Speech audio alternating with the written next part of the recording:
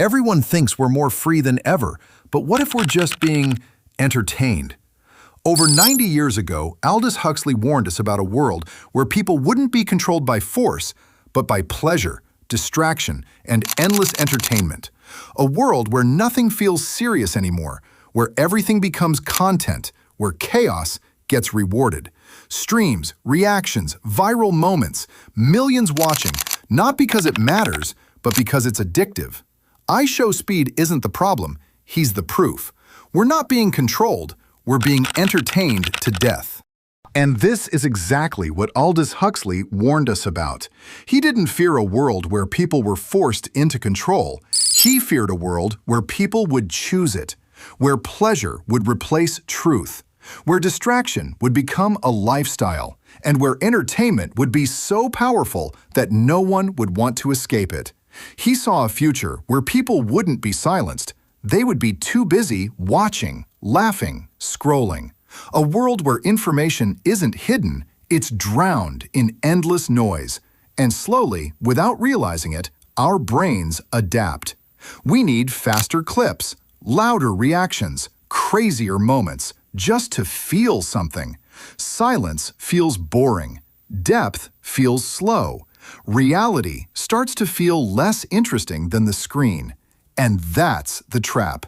Not chains, not control, but comfort. So the question isn't just about IshowSpeed, it's about us. Why do we watch? Why do we keep coming back? And what happens when nothing is ever enough anymore? Because if we don't take control of our attention, someone else already has.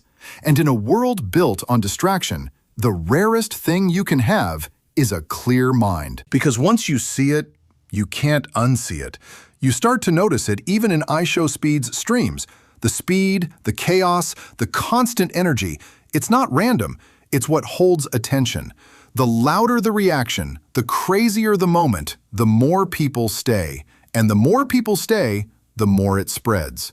Not because it's meaningful, but because it's addictive. And that's how the system grows. It rewards what keeps you watching, not what makes you think. So creators push further, audiences watch longer, and the cycle continues. And we laugh, we react, we share, without realizing we're feeding it. Feeding a system that trains us to want more noise, more chaos, more stimulation, until calm feels boring and silence feels uncomfortable. And that's when you realize it was never just about IshowSpeed. He's just playing the game better than everyone else. The real question is, why does the game exist in the first place? And why are we so willing to keep playing it? And once you understand that, everything starts to look different. It's not just random videos anymore. It's a system designed to hold you.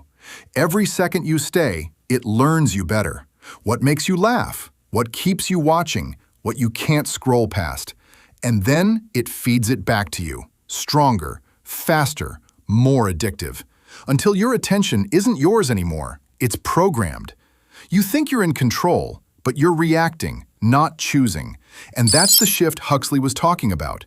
Control without force. Influence without resistance. A world where people don't fight the system because they're too entertained to notice it.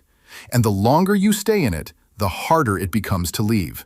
Your mind adjusts to constant stimulation, to instant reward, to endless noise. Real life starts to feel slower, quieter, less exciting, and that's when the screen becomes your reality.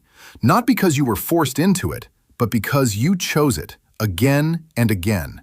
So the next time you open your phone, ask yourself, are you watching it or is it watching you? Because once you see it, you can't unsee it. And the more you think about it, the clearer it becomes. IshowSpeed doesn't create the demand, he responds to it. He amplifies what people already crave, faster reactions, louder moments, constant stimulation. And the system rewards him for it. Views go up, clips go viral, the cycle repeats. But while it looks like entertainment on the surface, underneath, it's shaping behavior. It's teaching us what to enjoy, what to expect, how fast everything should feel. And anything slower, it gets ignored. Anything deeper, it gets skipped. So attention spans shrink, patience disappears, and everything has to fight just to be noticed. And that's how the system tightens its grip. Not by forcing you to stay, but by making everything else feel less worth your time. So you come back, again and again. Not because you have to, but because nothing else hits the same. And in that moment, you realize it's bigger than one creator, bigger than one platform. It's a loop, and the more you feed it, the stronger it gets. And that's the reality we're living in. Not controlled by force, but by what we choose to watch. So next time you scroll, next time you click, ask yourself, are you in control or just part of the system? If you made it this far, make sure to subscribe and share, and I'll see you in the next one.